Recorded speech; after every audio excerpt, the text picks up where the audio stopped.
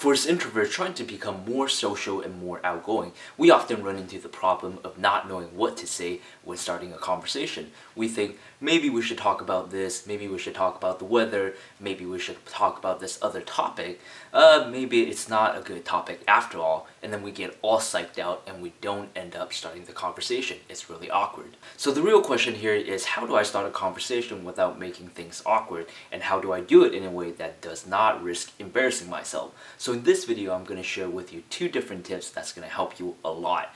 And these aren't just some random conversational starters. It's going to be way more useful than that. Before getting into it though, I will say that this tip is not like the other tips I give in my other videos. It's more principle based. In other words, it's bigger picture thinking instead of small tactics or something that you can apply step by step. Even though it's not going to be as useful for you right off the bat, it's going to help you in the long run. Think of the last time someone tried to sell you something when you were out somewhere in public. What did they sound like? Did they say something along the lines of this? Hey, you over there, come over here, let me show you something. This thing is really interesting. Would you be interested in buying it?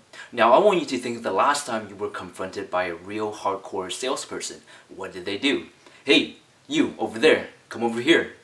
Hey, that's some good stuff, right? How many boxes do you want? Now obviously I'm not trying to say you want to become a salesperson or anything, but I want you to notice the 2 different approaches that I demonstrated.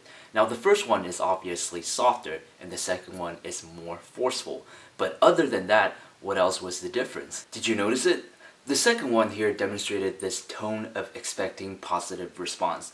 Let me say that again. Expecting positive response. So when you're talking to people, instead of asking things in this question-asking tone or saying things in this question-asking tone, you want to say it in a more demanding way. A really basic but real-life example of a question-asking tone can sound something like this. Hey, how's it going?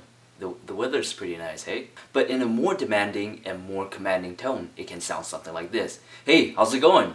Nice weather, hey? So, you see the difference here. Look, when you open a conversation like this, it's much more likely for you to get a positive response because you're expecting a positive outcome. So the bottom line here is, instead of asking questions or starting conversations in this question-asking tone, you want to be more demanding and you want to expect a positive outcome. When you speak like this, the subcommunication says, hey, I expect you to come over here to talk to me, and there is no other option.